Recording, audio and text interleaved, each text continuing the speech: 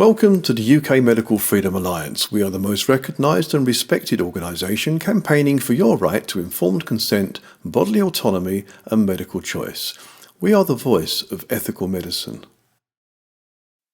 Welcome back to the UK MFA podcast, where I am joined by the wonderful Dr Clare Craig, Diagnostic Pathologist, co-chair of HART and expert on all things COVID. And in part one of this conversation, we discussed her work uncovering the serious health risks that the public face following the mandatory fortification of white flour that has been recently introduced in the UK. So please do listen to this because it contains very important information to help people protect their health and avoid unwanted medication. So in part two, I wanted to move on to a few other things that you have been involved with, Dr. Craig.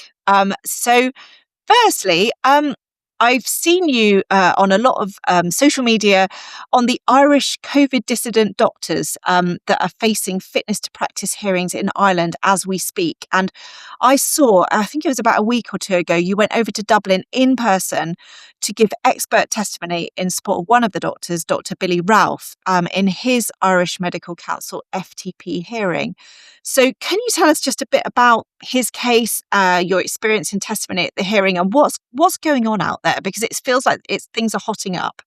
What's going on out there is quite extraordinary, really. You know, there are a large number of doctors, especially when you think about the size of their population. You know, a really disproportionate number of doctors who are still worried about losing their careers because the Irish Medical Council in 2026 is complaining that they criticise masking or criticise lockdowns or criticise the vaccines. Those are the three things. But these are issues which have largely consensus has changed because of these people speaking on this topic. You know, consensus doesn't change without people in authority saying that there's a problem. So the impact that they had was real and beneficial for everybody, and they're still being persecuted for it in 2026.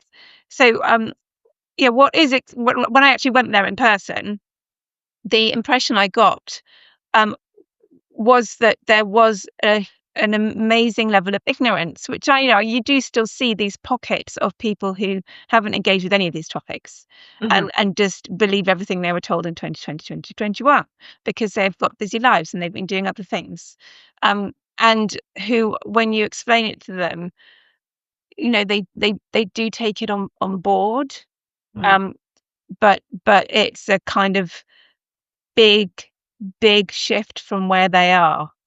And so that was the position that these doctors are in. They are having to persuade a tribunal panel that they were right. Now that in itself is wrong, of course, because doctors should be allowed to speak out to protect patients in terms of patient safety. If you're speaking out because you've got a sort of safeguarding concern, being wrong about that concern should not be a question. That's not the problem. You should be allowed to be wrong if you were genuine, because otherwise safeguarding doesn't work. If you're not allowed to ever be wrong, you can't have any kind of safety or safeguarding. But that's not how it works. And it shouldn't really, they don't want it fought on truth. So what you find with these tribunal cases is that the tribunal want to focus on delivery and how things were said, and not actually the content, because they pretend that the truthfulness of it is not the issue, and nor, in many ways it shouldn't be, because it was true. Anyway, Billy managed to get sort of a little kind of leeway presenting himself legally. They're all representing themselves because they're not made of money, and so he's just done it all off his own back. But because he's doing it himself, they've given him a bit of leeway, and so he managed to get this kind of chink of light. Let's discuss about whether or not what I said was true. And so Angus Dalgleish went out there and he gave evidence for an afternoon, which was apparently very, very powerful. And there were journalists in the room who were writing it up for kind of there were journalists in the room that were very mainstream. So RTI, which is the BBC equivalent, were there. And then so were some dissident journalists who've written it up And so you see what actually happened, because RTI filtered out all of the kind of things that people would find challenging, and just talked about lockdowns and masking, because somehow that's become an acceptable topic where vaccines haven't. So he definitely kind of cleared a path for me. And then I went out the following week, and I just kind of went through the evidence of why we, what we know, what we knew then, and Yes. and what we know now, and what we knew before, because there's an awful lot of stuff that was known from the beginning, like the vaccines could not work. In the year 2000, the NIH had a publication about respiratory virus vaccines, and it was absolutely clear respiratory virus vaccines cannot produce the kind of immunity that would protect from an infection. Yeah. And Fauci was saying that in January 2021. And Yep. said, we're going to have to rethink how these vaccines work, right in the middle of their rollout. And then he says it again in 2023, because it's true. So they could never protect against transmission, and they were never tested even for that. No, but And they couldn't, even without testing, you anyway, can't, these things yes, can't because the prevent. antibodies are in the wrong place, Yeah. basically. Yeah. Yeah. So you create your asymptomatic carrier or your low symptomatic carrier, which is going to be more risky. So it's not even that. You literally can't stop the infection. Yeah. It's not just that the infection goes on, but it's lower level, or no, you just have an infection. You have an infection, it's not prevented. And of course, what the trials look like, they prevented infection. And some of the research afterwards, in fact, a huge volume of research afterwards, looked like it prevented infection. But in both cases, what had happened is that the infections were had in that first 2-week period, when the vaccines cause a massive hit to the immune system, Yes. including to cytokines that the cytokine response from the vaccine meant that the mucus layer in the respiratory tract thinned, so that mucus protection was gone.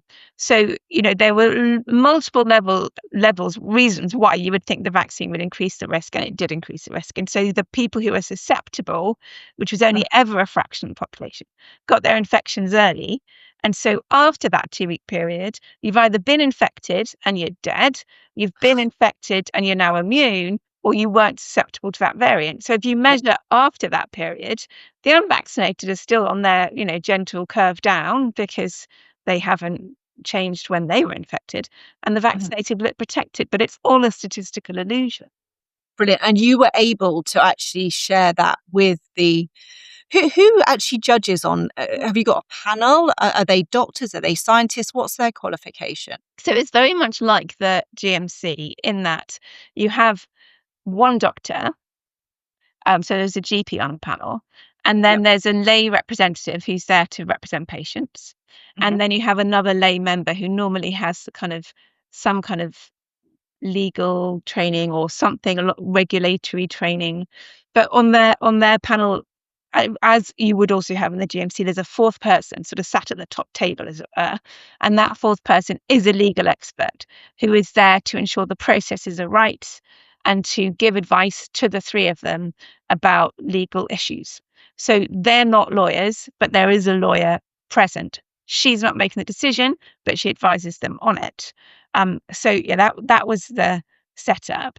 And she she was quite extraordinary at the end. So when all the evidence had been given over the course of 5 days, you would also say over the course of 5 years, because that's how long it took. And these like piles and piles of papers that have been produced for this case were quite extraordinary. Just the amount of man hours that's gone into trying to destroy this doctor's career, when he is just such a lovely doctor. And the room was full of people, many of whom were his patients. They were his patients who'd come because they don't want to see their doctor being struck off, because they really like their doctor, because he's a really good doctor. And he's a very, very quiet, humble, thoughtful, caring man who, during the 2021, when everybody was in I think we could all feel a sense of a strangeness about the world, and we were all very isolated. He was upset about what was happening, And some of his tweets were emotional because of that, because he's a human. And I think you should be allowed to have emotional tweets, actually, when you're talking about things like child safety from vaccines that you are concerned are going to harm children. You should be allowed to put emotional words into those tweets. So just to be clear, his only accusations against him were about things he'd written on tweets. So he hadn't hurt anyone, there'd been no patient complaints, no one had died. No. And he was just raising concerns about various things to do with lockdowns, masking, and obviously the vaccines and the rollout to the kids. Is that kind of Yes, that's correct. So he's kind of the accusation is that he was not complying with some of the rules that the IMC set out. One of them being around bullying, abusive, and harassing speech, which my interpretation of that clause is very much you are not to bully, abuse, or harass an individual. Yeah. Whereas the way they were using it was you're not to bully, abuse, or harass politicians and people in authority who are being authoritarian. It was surely that's not what that clause means. There's a difference between punching up and punching down. I did make that point in the tribunal. And then the other thing he's accused of is they have this sort of weird different wording around public health guidelines. But the implication, if the IMC tribunal's accusation is right, is that if a doctor goes against or questions guidelines, then they should be struck off, which is this extraordinary position to be taken. There can't be any precedent for that, surely, No, so I don't think they can win on that point. They shouldn't be able to win on that point because it's just completely wrong. Guidelines, for a start, they're not law. Yes. Hence the word guideline. But also guidelines are written by people. People are fallible. If we're not able to correct mistakes, and we're all capable of making mistakes, and we should all welcome correction of mistakes because that's how Western democracy and civilization works, is that we correct each other. And so otherwise we'd still be giving thalidomide to pregnant women, wouldn't we? If we just said, well, that was a guideline at some point. Well, we can't possibly challenge that. Let's just ignore the children born with phocomelia. Yeah, I mean, all sorts of problems that have only been addressed because people have been allowed to say that's wrong. So at one point, doctors would recommend smoking and were advertising different brands and everything, weren't they? So there are loads and loads of things that we've got wrong as a profession over the years that have been corrected by doctors being allowed to say, this is wrong. Yeah. And that's something that should be encouraged, not discouraged. But the medical councils at the moment seem to be just getting that balance wrong about how it should be done. And besides which, being taken through a tribunal process for the 5 years is a massive punishment in itself. It's cruel to do that, and it's unnecessary. Everyone says that it's the process that's the punishment. It's and you look at the doctors in the UK that have been through the same thing. You've got Dave Cartland, you've got Sam White, Sarah Myhill. We've now got Dean Patterson, facing a tribunal. It's just shocking. And it feels like they're never going to give up until all the dissident doctors who spoke out are destroyed. I mean, the Dean Patterson case upsets me immensely because he was as careful as could be. He stayed completely in his lane. He only ever talked about what he had seen with his own eyes in his own patients in cardiology. That was all that he ever talked about. And he was data-based, he was completely honest, and he was fine until really recently. Why are you going for him now? What's going on there? Yeah. And that's the really sinister part of all of this. So did they listen to you? I mean, did you feel you were given the space to say everything you wanted to say? How were you treated at the tribunal? Because it's been really unusual for, witnesses for the defendant to actually be allowed to speak. I know Dave Cartland wasn't allowed anybody, the GMC just haven't allowed this. Yeah. But I was amazed that Gus Dalgleish and then you were both able to go and actually, really give some detailed evidence. So how did you feel about that? So I was cut off from talking about what happened in care homes. But other than that, I was allowed a lot of time to speak. And I spoke for well over 3 hours. Wow. Yeah. So yeah, they did allow that. They let that happen. Um and I was, I had Billy ask me questions and me time to explain them. And the panel apparently engaged and listening and nodding along. And then I was cross-examined by the barrister. So there was, more to talk about then. Um, and so, I think they did that fairly. I don't think that was unfair. I think other aspects of it were, but I don't think that was. So that's really encouraging that the Irish Medical Council are actually allowing the dissident voice to speak, at least, and have this put, because it's being held in public as well, isn't it? So Yeah. it's a public hearing, which is also quite different to the Yeah, it GMC. was. I mean, the one thing that you should be told about actually is what happened at the end. So, when it came to the end of the day, their barrister spoke for about over half an hour, summing up, and then Billy got to speak, summing up, and then we thought it was over, but it wasn't quite, because the legal advisor had a moment to sort of give advice about similar cases. So what you might expect, or what I was expecting, is that she would talk about various different aspects of the law that this case covered, so that they would have an understanding and to be balanced and say, well, in this case they chose that decision, in this case they made that decision.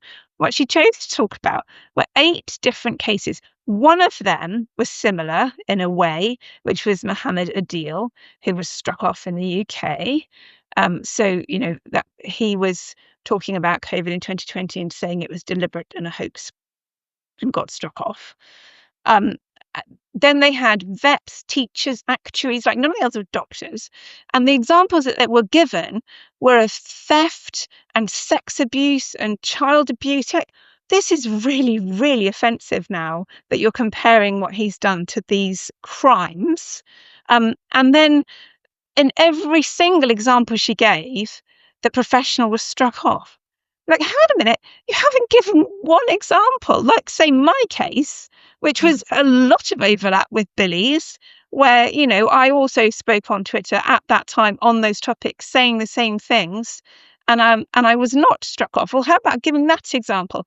And so as she was going on with more and more horrific crimes, the audience of, there were, there must have been about 40 people, 50 even, in the room, started to turn their chairs around so that their backs were facing Protest. Who spoke as a protest, yeah.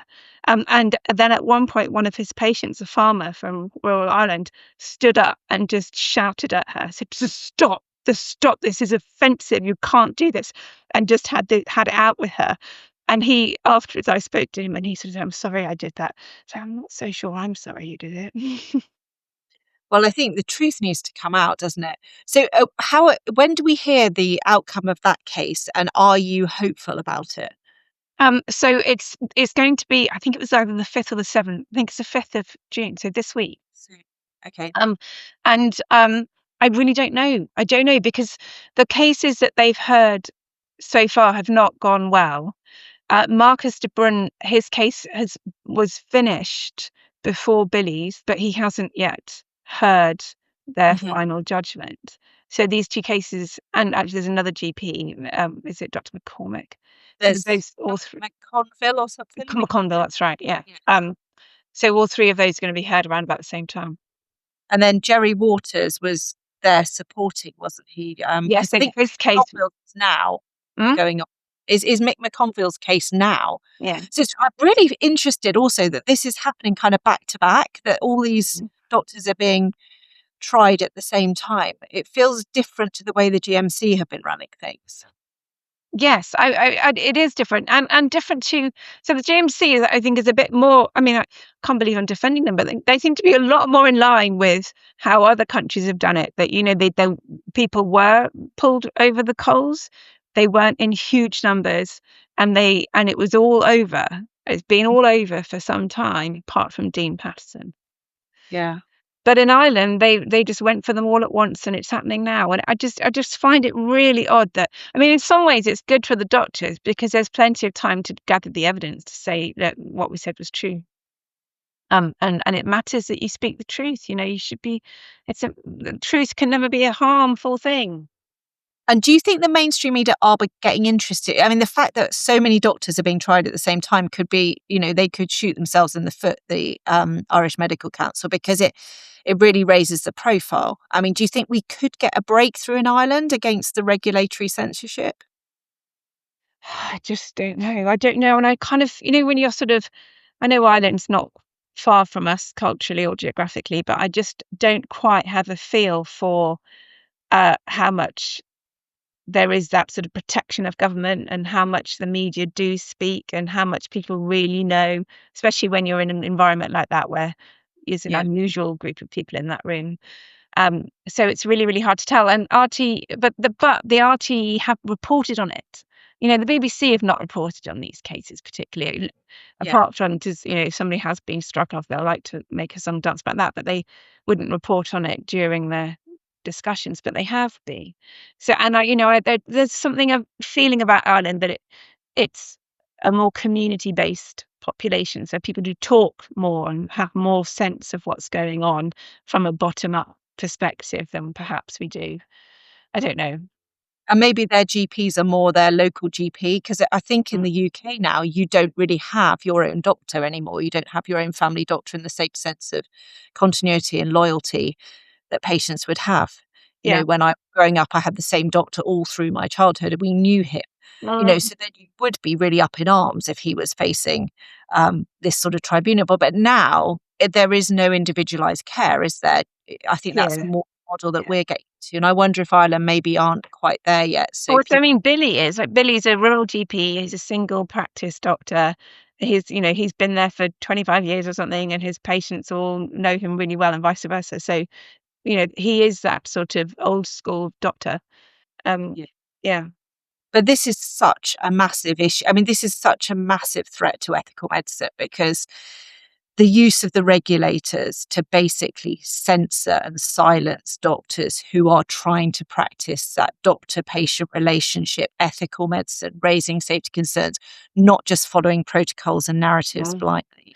Yeah, I mean, it's important to say, actually, and I did say this in the Tribunal as well, that Billy had written 70 letters to various politicians and public health people and everybody, all the people he could think of to raise the alarm. He was doing everything the right way. And so to then go on Twitter and say something like, what else can you do? You've not had a response to 70 letters. What else are you meant to do? And besides which, Twitter was the domain at which these conversations were happening. That's the domain the public health officials were using to put out messaging. So to be able to challenge them there seems quite reasonable to me. Yeah, absolutely. And I mean, that's the same sort of experience we had as at the UKMFA. We wrote about 60 open letters to all sorts of, government bodies, ministers, regulators, MHRA, everything you can think of, and you don't get a reply. And then you start to think, well, how are we going to get this out into the, people need to know about this, or they need to be put under pressure to answer our questions. They are so beyond accountability that I think that's the problem that we're facing. Yeah.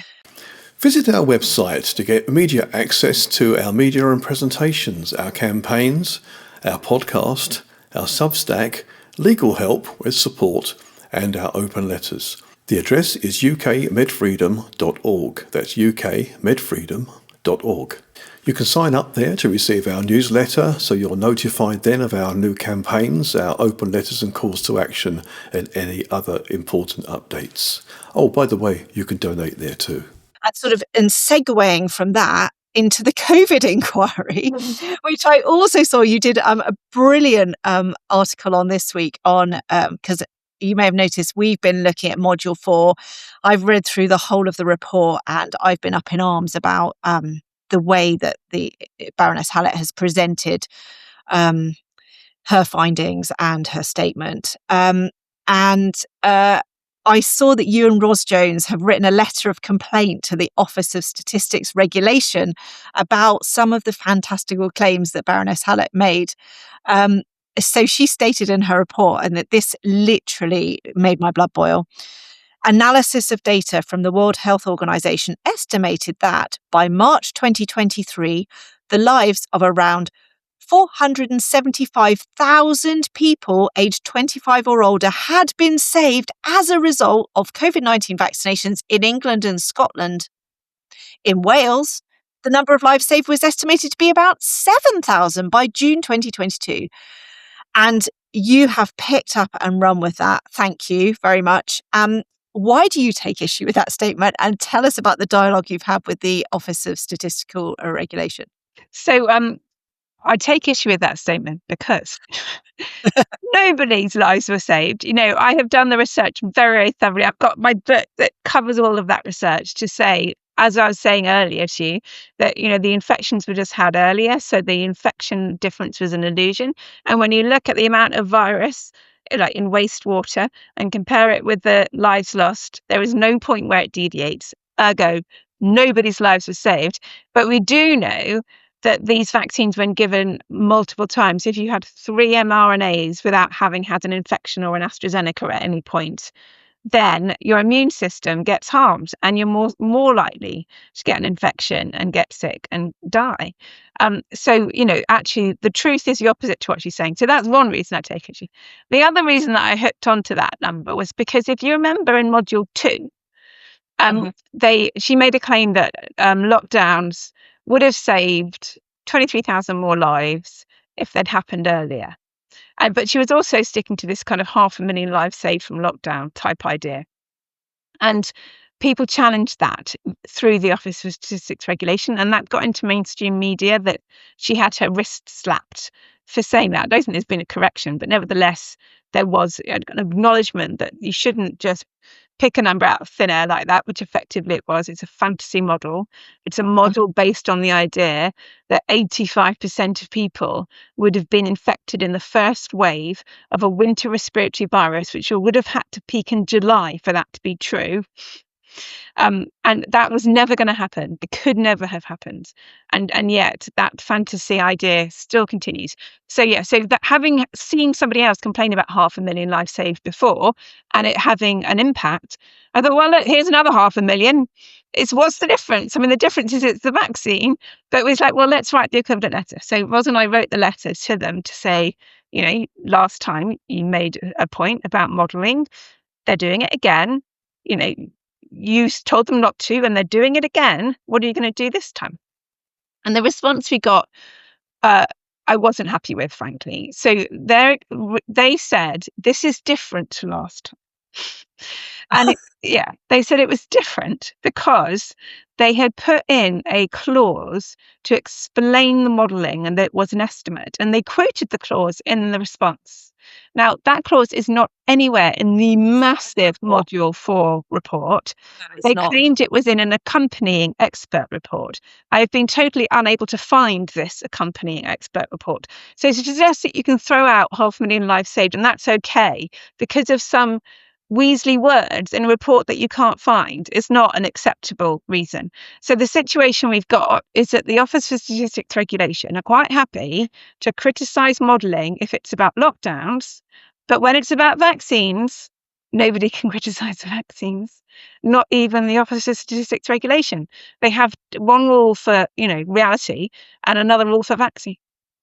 But what's shocking is, of course, that these are headline figures that are picked up by the press. I mean, she put it also in her 10-minute video statement, which is obviously quite a short, a 1 or 2-sided summary.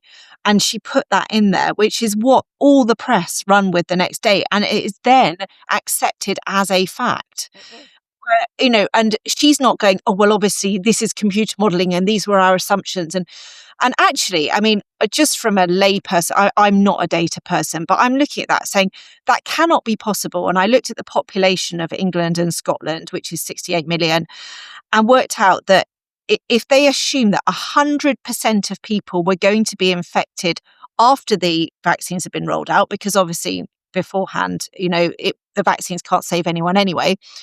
And then if they all were susceptible, they all had an equal mortality rate. The minimum equal mortality rate across the board from 0 to 8 to 90 would be 0.75%. Which it never was.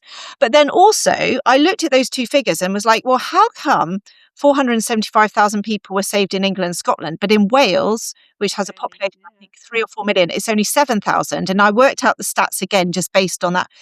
It has a mortality rate of 100% of the population have the same susceptibility of 0.25% or something.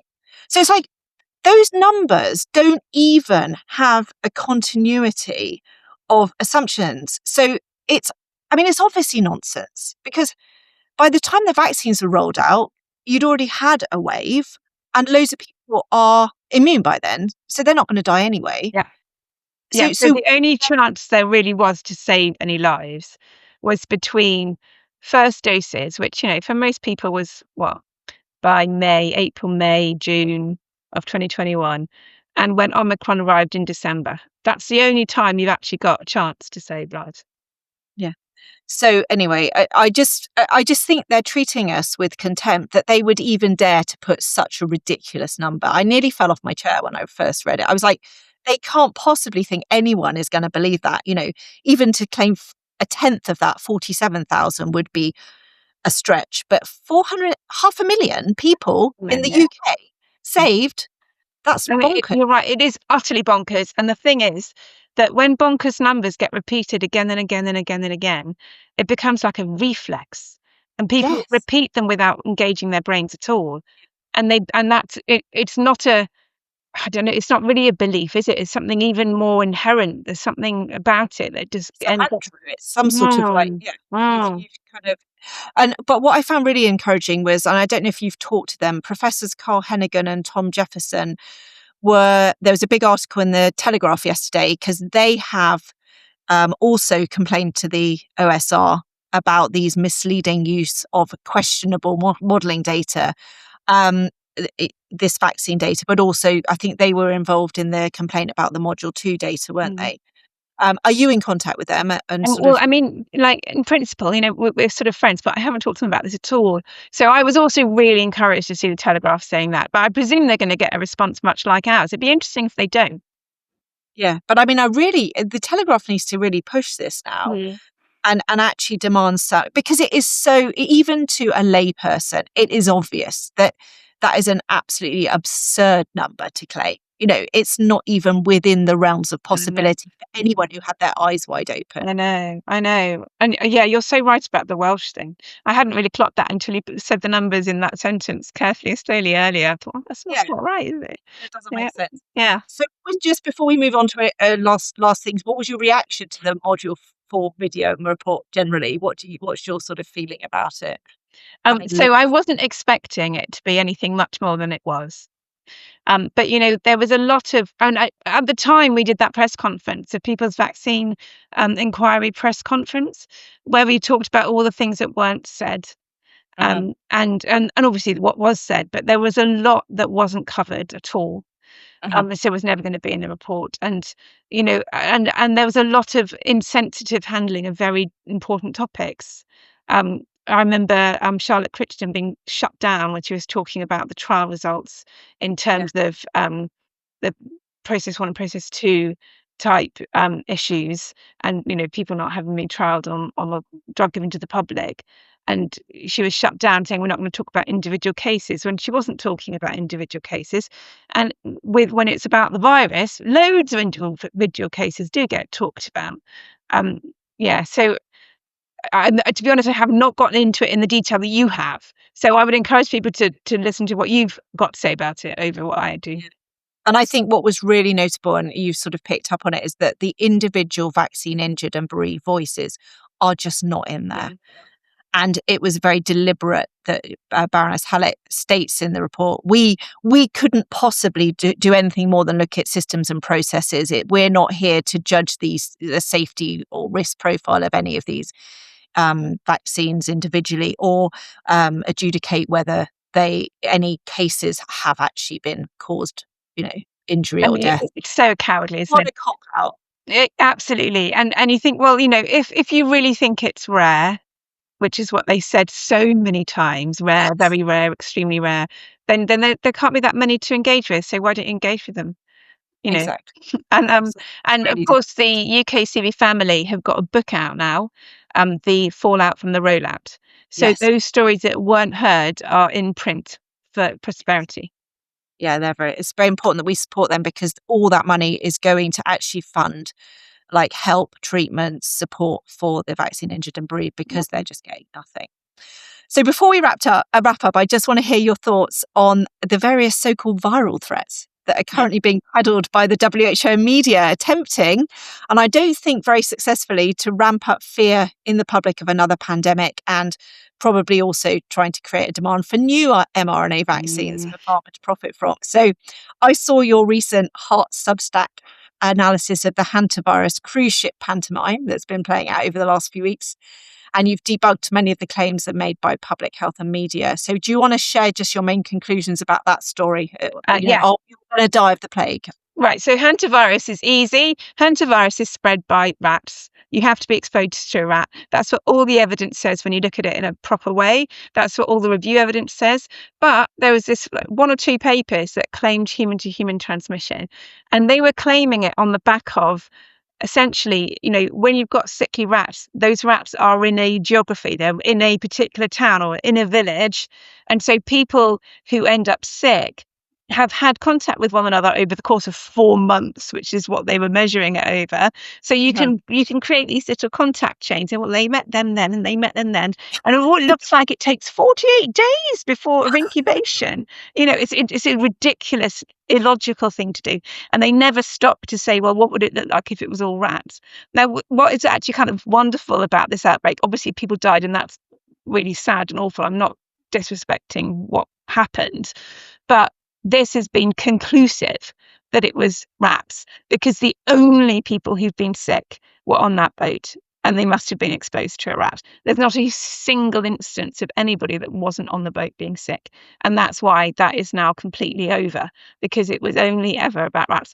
And thing is that it was, if you're cynical, hantavirus is an interesting one, because actually you can get quite big numbers. There are 100,000 in China every year of a different type of hantavirus, but it's still, you can, if you wanted to do a tally, you could get people quite scared. But yeah, so that's hantavirus. Visit our website to get immediate access to our media and presentations, our campaigns, our podcast, our Substack, legal help with support, and our open letters. The address is ukmedfreedom.org. That's ukmedfreedom.org. You can sign up there to receive our newsletter, so you're notified then of our new campaigns, our open letters and calls to action, and any other important updates. Oh, by the way, you can donate there too. We've got Ebola. So there's the big outbreak, allegedly, in Democratic Republic of Congo, and it's killed, they're claiming, 250 people, and has been declared a fake. Public health, what is it called? Public health emergency of international concern. By Tedros, our friend, the WHO. Who declared it a fake without consulting his emergency committee. Just did it off his own bat. The previous time he declared a fake was monkeypox, which he did overruling his emergency committee. He voted 9-6 against calling it a fake. So he's just testing. He's just testing his power. Can I call these things out on my own like a dictator? And it seems he can. Nobody's opposing him. And when you call a thing a fake, certain legislative things sort of kick in, and like none of it, the lawyers will say, yeah, but it's not illegally binding. No, but if you've got the WHO saying things, civil servants jump, the public jump, even politicians jump. So it's very, very powerful soft power. So you can't just ignore that. But yeah, he declared it for Ebola. Now, people have been using the word pandemic repeatedly about Ebola, which is not a possibility. It's not a possibility. And yet people have been, really ramping up. And the numbers are fascinating, actually, because they keep going backwards. Because the number that you quoted there of deaths, 250 deaths, were suspected deaths. Okay. They used to measure Ebola outbreaks based on confirmed cases and deaths and probable cases and deaths. Suspected is a different league. So, the evidence is even much, much weaker. And actually, the number of confirmed deaths is 18. So when you look at the number of confirmed cases and the number of suspected cases, they're wildly different. And they've been actually backtracking because they've had a lot of negative suspected test results come back recently. So the numbers are much lower than people were claiming. And then when you look at previous outbreaks, actually the numbers are tracking what's happened before. It's something that does happen. It's similar. Again, it's horrible for the people involved. But it's not something that is a risk of global spread. No, and I just wonder if it's a coincidence or whether it's actually relevant that the pandemic treaty failed to go through, didn't it? Because the African countries refused to sign it through, and that was a month or so ago. So is it like now the WHO are trying to show how important that they are and how we're always in threat from these terrible diseases and we need a joined up international response. And I know that already declaring a fake means that they will be implementing screening at borders. So there'll be big PCR tests. And it also triggers the fast tracking of development and use of vaccines and therapeutics. So you've got your business model for pharma in partnership with governments. In the way the pandemic treaty wants to make law, and the One Health model. I think you're right on all those counts. And the border checking is the one that frightens me most because the WHO have explicitly said they want an international database of travellers digitalised, like the kind of worst case scenario digital ID horror. And this is one of the ways that they can demand that. And they are demanding it. And then the money side of it fascinates me as well. So the total amount of money that was pledged to this Ebola problem was $660 million. Wow. $660 million. Now, so if you look at the cases, the confirmed cases that they've had, who, they're the ones that have been treated, you're not going to spend more than tens of thousands. There aren't really expensive treatments to give these people. You give them isolation and nursing and the PCR test. Like that's all that you can spend money on. And okay, they're building some extra tents. They need to get water supplies. There are some other expenses that are one-offs. And then you've got staff. But that's it. That's your total cost. You cannot spend $660 million. You cannot. So where's the money going? Exactly. Straight into the coffers of the pandemic industry, which is they're trying to get developed, aren't they, with all the development, manufacturing. And then just actually one thing I've sort of observed that's worth knowing is that just when this is recent ratcheting up of a disease outbreak talk, so we had, as well as those two, there was bird flu, there was another little story about monkeypox, there was dengue, there's chikungunya fever, there's the tick stuff happening. It's all being talked about all at the same time. And I think part of that is because they have their annual World Health Assembly conference. And so I think there's a sort of cyclical thing here where when they have that conference, the journalists just pull out their stories and just shove them in. If you look at the Daily Mirror and look under their health section, it's just horror viruses for page after page. And presumably there's a bit of vaccine development. Do you know what's going on with Ebola vaccine and development or hantavirus? Are they looking at mRNA platforms? Because I think Ebola was originally the first sort of mRNA attempt. Is that right? Or DNA? No, maybe it was a DNA vaccine they used to do for Ebola. Yeah, and it was remdesivir was also the Ebola story, wasn't it? So that they have. I mean, the thing is that when you've got a vaccine platform and people don't want your vaccines, what are you going to do? And obviously there is a case for if you've got people in Argentina who are working on those rubbish tips, they might really appreciate a hantavirus vaccine. So there is a market, but it's quite small.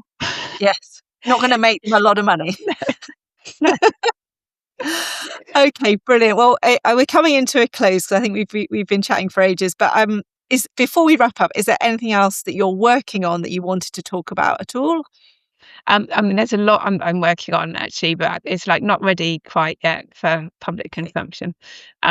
So I've got a couple more folic acid articles coming out. And actually, there was just one article I'm about to publish on the breast cancer test that the news were all over celebrating it as this massive success. And I've looked in the numbers and it's not.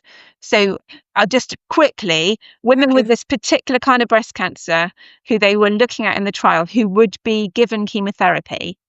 If there were 100 such women, then and you did nothing, then 10 of them would have a recurrent cancer. And if you give all 100 of them chemotherapy, 8 of them have a recurrent cancer.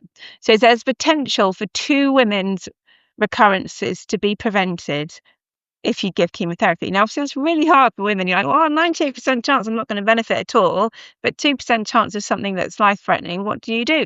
So, if you can find those 2 women that will benefit, that's a great thing.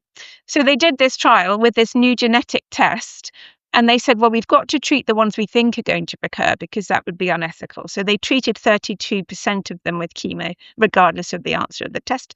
And then the 68% where the test said, these women probably won't recur. They did a randomized controlled trial, gave half chemo and half didn't have chemo.